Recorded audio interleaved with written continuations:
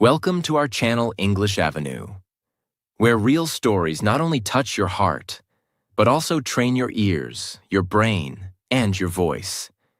In simple, powerful English. Today, I'm going to take you on a journey.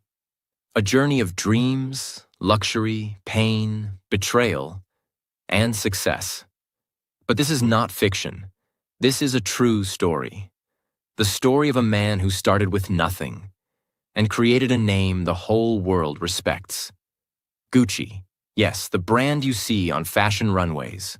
The brand worn by celebrities, kings, queens, and millionaires. But what if I told you that the man behind this billion-dollar brand once worked as a hotel porter?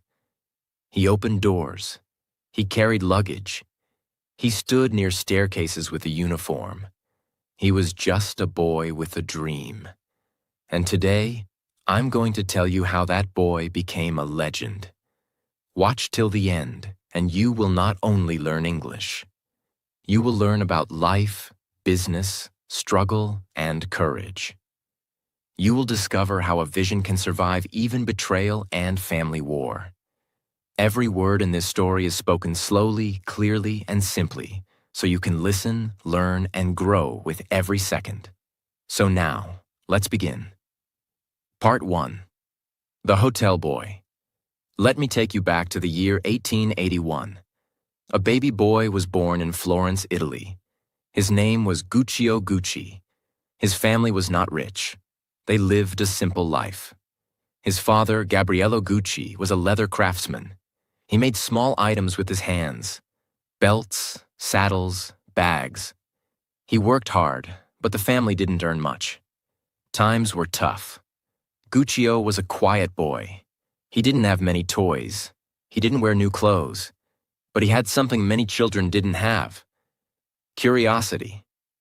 He looked around and thought, why are some people rich?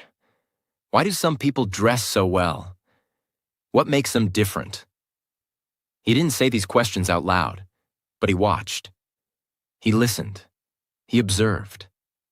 At a young age, maybe around 17 or 18, Guccio decided to leave Italy. He was looking for work, a better future, and something exciting. He went to London, the capital of England. And there, his life started to change. He found a job at the Savoy Hotel, one of the most luxurious hotels in all of London. But he was not a guest. He was a porter. A porter is someone who helps guests carry bags, open doors, and sometimes clean or serve quietly. Guccio wore a uniform and stood straight near the hotel entrance waiting for guests. Now listen carefully. This is the turning point. Most porters just do their job and go home. But Guccio, he watched. He observed every small detail of the rich people who walked into that hotel. He saw the way they dressed. He noticed their shoes, their coats, their leather bags. And that's when he had a thought. These people carry bags that show their class. Their style is not just fashion, it's status. What if I could make something like that? What if I could bring Italian craftsmanship into luxury fashion? That thought stayed in his mind. And the magic of Gucci was born in silence, in his mind, while he was still wearing a hotel uniform. For years, Guccio continued working. He didn't jump into business right away. He studied, not from books, but from people. He watched how the guests talked, how they held their bags, what they liked, what they hated. He understood rich people, how they think, how they shop, what makes them feel powerful. He was learning luxury just by watching it from the side. And during all this time, he never forgot his roots. He remembered his father's small leather workshop back in Florence. And one day, he decided to go back. Guccio returned to Florence in the early 1900s. By now, he was a man with a plan. He was around 39 years old when he finally opened a small leather goods shop in 1921. He called it Gucci. At first, it was not a fashion brand. He sold high-quality leather bags, inspired by the ones he had seen in the hotel. His goal was simple: bring luxury and style to Italy using local craftsmanship. But it wasn't easy. He didn't have a lot of money.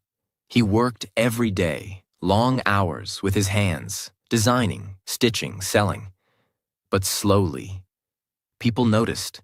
His leather bags were beautiful, strong, and stylish. They had class. They had elegance. And soon, the name Gucci became famous in Florence. People didn't just say, "I need a bag." They said, "I want a Gucci." And that, my friend, is the beginning of a fashion empire. Part 2. The Rise of Gucci. But while the bags were elegant, while the craftsmanship was flawless, the road to success was not easy. Guccio wasn't just fighting against other brands. He was also fighting against his own family's expectations. You see, Guccio wasn't just creating a business.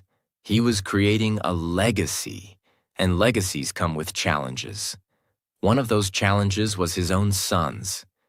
By the late 1930s, Guccio had built his name and reputation. His bags were now sought after by royalty, movie stars, and business tycoons. Gucci's name was starting to shine, but the real power and transformation would come with the entry of his sons.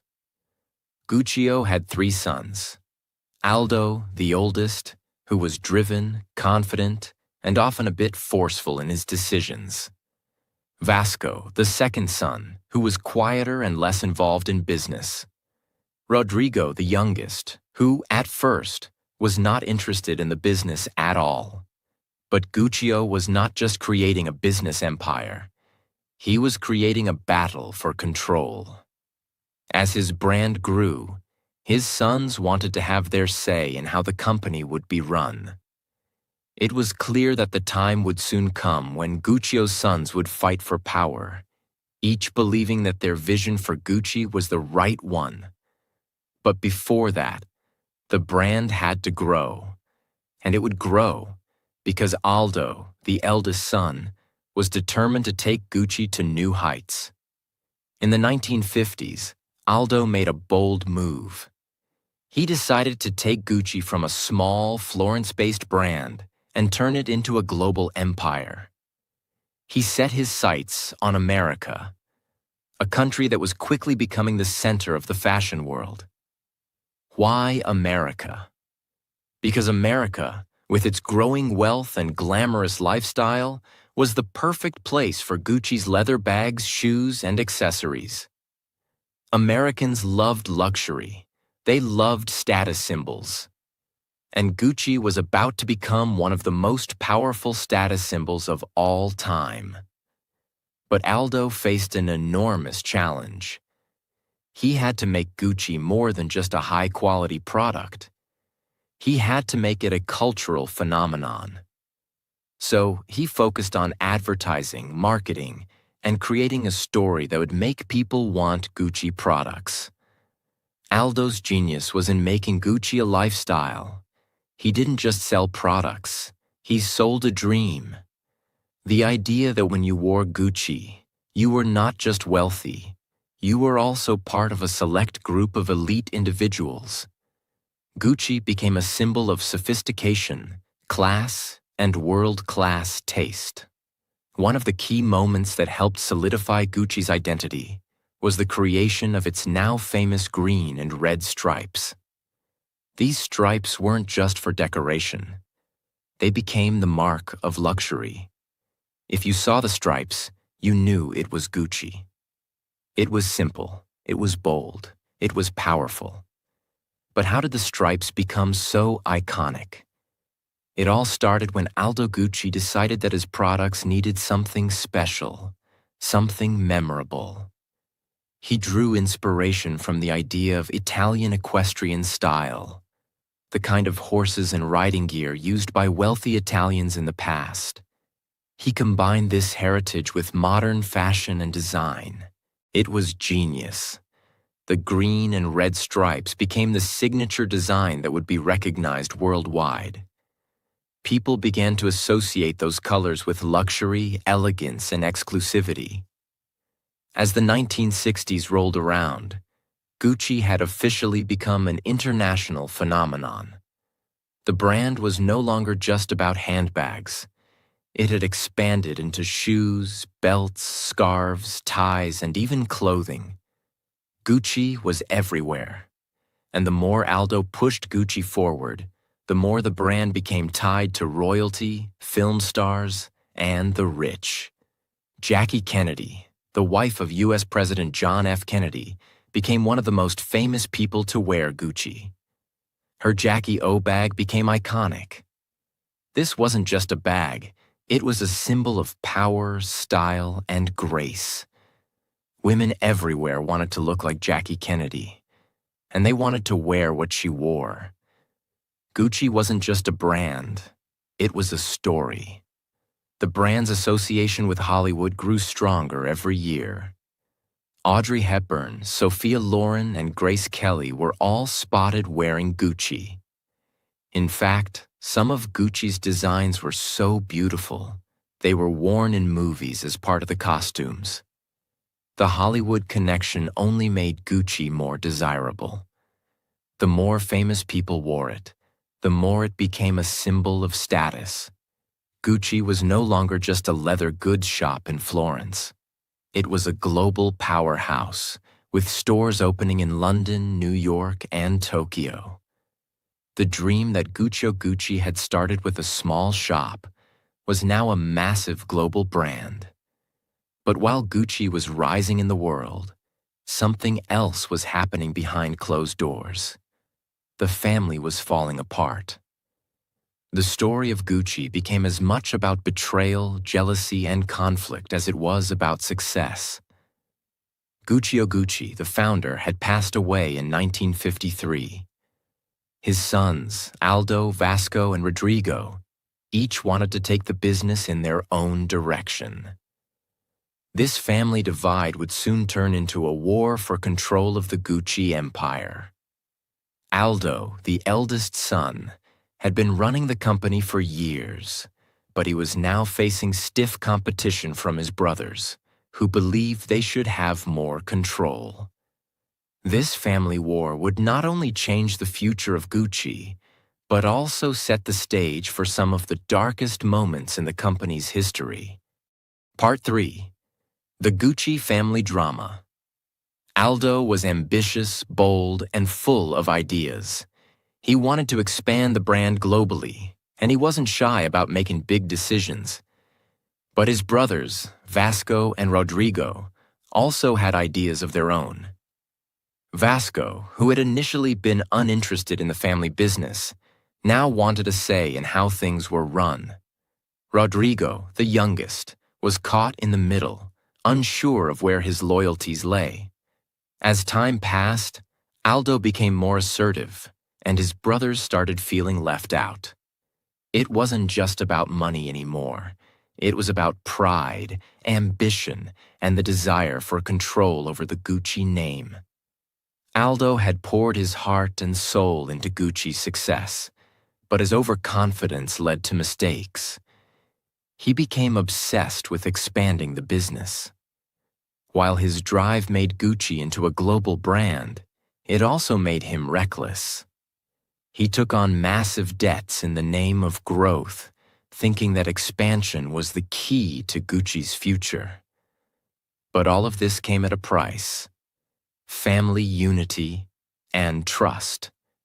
By the late 1970s, Gucci was struggling to maintain its position in the fashion world. The brand had become synonymous with luxury, but that also meant it was facing pressure from rivals, especially in the booming fashion world of the 1980s. Companies like Louis Vuitton, Prada, and Chanel were starting to challenge Gucci's supremacy. Aldo's leadership was questioned, not only by outsiders, but by his own family. The rivalry among the Gucci brothers was intensifying. Vasco, who had been content staying in the background, suddenly became more involved. His brother Aldo's decisions now seemed reckless to him. Vasco believed that Aldo's thirst for expansion had left Gucci vulnerable. At the same time, Rodrigo, who had largely stayed away from the company, began voicing his dissatisfaction with how things were being handled. The family's once tight-knit bond was now beginning to crack. But the real turning point came when Aldo's son, Maurizio Gucci, entered the picture. Maurizio had spent much of his life away from the family business. He had studied in Switzerland and had even tried to build his own career before being drawn back into Gucci by his father. Maurizio was young, determined, and full of ambition. He wanted more. He wanted to take Gucci to the next level, but in his own way. The tension between him and his uncle Aldo began to rise. Maurizio had ideas that didn't align with Aldo's vision. Aldo's push for expansion and his focus on profit seemed too risky to Maurizio. He believed Gucci needed innovation to survive, not just expansion. Maurizio's arrival in the Gucci business was a pivotal moment. Maurizio was determined to make a name for himself, not just as a Gucci heir, but as the future leader of the company. But Maurizio wasn't just looking for change in design or marketing. He wanted to take control, and this meant he had to outsmart Aldo. And that's exactly what he did. Maurizio started playing a dangerous game. He befriended people who had conflict with Aldo, including powerful board members, and subtly began to build his own network within Gucci. Maurizio understood that the only way to take control of Gucci was to buy out his family. So he began using the family's wealth against them, with the help of outside investors. Maurizio's betrayal was swift and quiet. He made sure to keep his plans secret. One day, Aldo found out, but by then, it was too late. Maurizio had already secured enough support to oust Aldo from his position. The man who had taken Gucci from a small shop in Florence to a global powerhouse was now cast aside. Maurizio had become the new head of Gucci. Aldo didn't go down without a fight, of course. He was devastated by his son's actions. The betrayal stung even more because Maurizio was not just a son to him. He was a symbol of Gucci's future. But in the end, Aldo was forced to step aside. He lost control of Gucci to the very family he had built the empire for. But Maurizio's victory wasn't complete. While he had gained control, he didn't have full support from the Gucci family. Rodrigo and Vasco were still skeptical about Maurizio's leadership, and they believed he wasn't ready to handle the power he had just seized. Maurizio Gucci now had everything he wanted. He was in charge of one of the world's most famous luxury brands. But with great power came great responsibility and great pressure. The Gucci empire had grown into a multi-billion-dollar business, but it was also highly fragile. The world of luxury fashion was constantly changing, and Gucci had to evolve to stay at the top. Maurizio had a new vision for the brand. He wanted to modernize Gucci, appealing to a younger, more fashionable audience. But there was one problem. His bold ideas started clashing with the traditionalists in the family. Maurizio's ambition had alienated many, and now even the brand's loyal customers were unsure of the direction Gucci was taking. Maurizio Gucci's story was no longer just about business and fashion. It was about betrayal, love, and revenge. The same man who had taken control of one of the world's most prestigious fashion houses was now about to become part of a scandal that would shock the world. Maurizio's personal life was, in many ways, as dramatic as the business conflicts within the Gucci family. He had married Patrizia Reggiani, a beautiful and ambitious woman, in 1972. Patrizia came from a wealthy background, but her relationship with Maurizio wasn't just about love. It was about power. She wanted to be part of the Gucci legacy, and she saw Maurizio as her ticket to a luxurious life. Together, they seemed like the perfect couple. But behind closed doors, their marriage was full of struggles. In the early years, Maurizio and Patrizia's relationship was rocky. They were often seen at glamorous events, living a life of excess, but their marriage was far from perfect. Maurizio's growing commitment to Gucci's business took a toll on his personal life. He became distant and focused more on the company's growth, leaving Patrizia feeling neglected. Patrizia, who had always craved attention and power, became frustrated with Maurizio's lack of interest in her and her desires. She wanted more than just a life of luxury. She wanted control, influence, and a greater stake in Gucci's future. As time went on, Patrizia's dissatisfaction with her marriage grew. She wasn't content just being the wife of the Gucci heir. She wanted to be in control of the brand itself. But Maurizio was becoming more and more focused on expanding Gucci's global reach. He had already made significant moves to modernize the company, but his marriage was starting to fall apart. By the early 1980s, Maurizio had completely distanced himself from Patrizia. Their divorce became inevitable. What followed was one of the most public and bitter divorces in history. Patrizia felt humiliated and betrayed, and she wasn't going to let Maurizio get away without paying the price. The separation left her emotionally shattered, but also with a deep sense of anger and resentment toward her ex-husband. Maurizio, on the other hand, seemed cold and uninterested in fixing their broken relationship. He was ready to move on, focusing even more on Gucci's future, while Patrizia was devastated by the turn of events. The tension between Maurizio and Patrizia grew to a boiling point. Patrizia's resentment was growing every day, and she could not shake off the sense of betrayal. She was no longer just angry at Maurizio for abandoning her. She was furious at how he had ruined everything she had built around the Gucci name. As the years passed, Patrizia began to develop an obsession with Maurizio's life, watching his every move from a distance and growing increasingly bitter. It was at this point that Patrizia began to plot. Patrizia didn't just want revenge in the form of a bitter divorce settlement. She wanted something far more shocking. She wanted Maurizio dead. To her, this wasn't just about getting back at him for the divorce. It was about reclaiming the control she had lost when Maurizio had left her for another woman and for the business.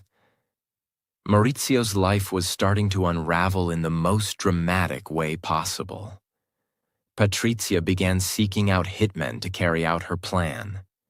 She reached out to a former lover who had connections to criminal elements and began putting the pieces together for a murder plot.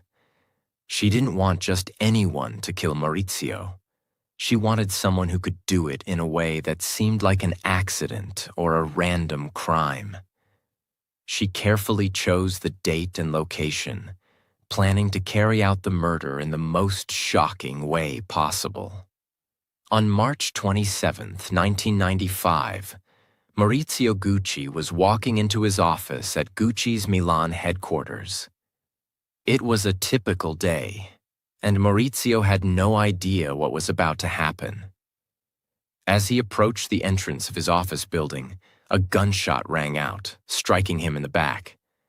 Maurizio fell to the ground, unable to defend himself. His death was swift. He was shot 3 times, each shot hitting him in critical areas. The assassin, a man named Antonio de Santos, had been hired by Patrizia. He was paid to kill Maurizio as part of the elaborate scheme that Patrizia had masterminded. She wanted him dead, not just for personal revenge, but to make a statement. To remind Maurizio that he could not walk away from their past without consequences. As Maurizio lay dying on the cold marble floor, he must have thought about the family business he had fought so hard to build. He had made a name for himself in the fashion world, but now his life had come to a tragic and violent end. Patrizia, who had orchestrated the murder, was now free from Maurizio's shadow. But her actions would soon lead to a far more dramatic downfall. The murder of Maurizio Gucci was a sensational crime that immediately captured the attention of the media. The fashion world, which had been watching Gucci's dramatic changes, was now in shock. How could such a powerful and successful man die in such a violent and brutal manner?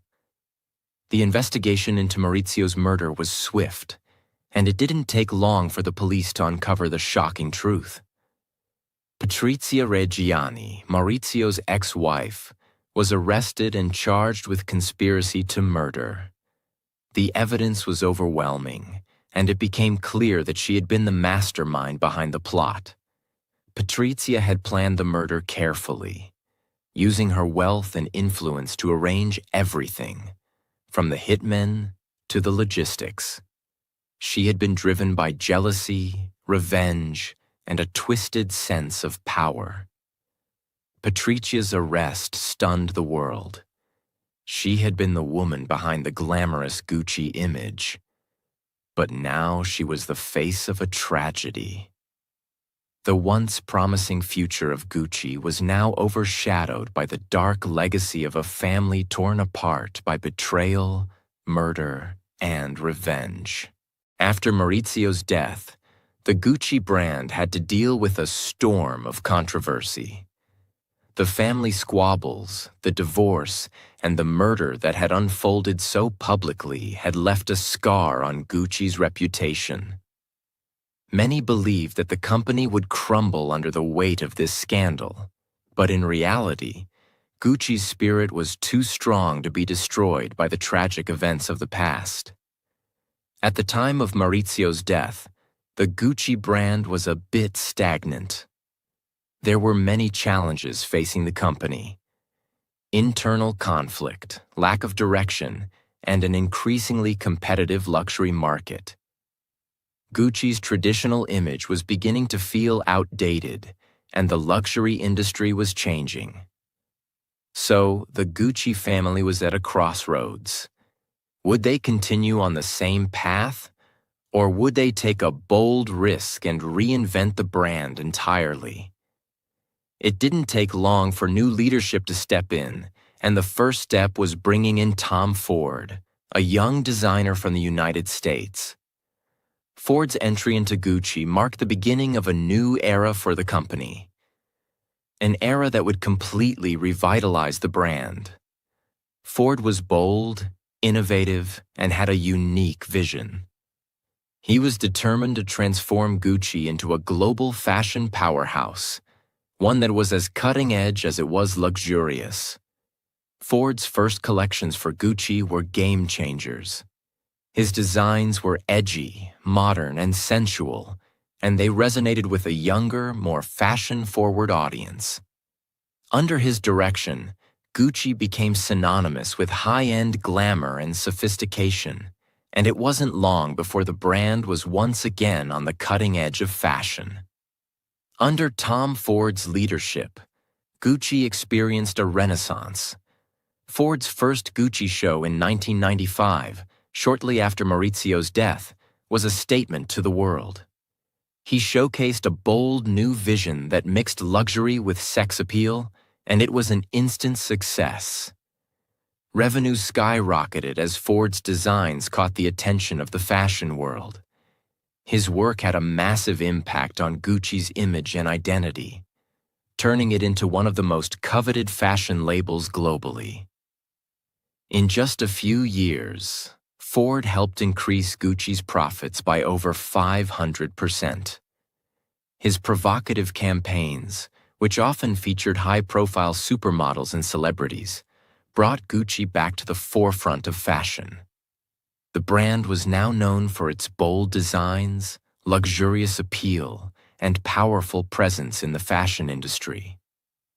Ford's influence was not just about design, it was also about marketing.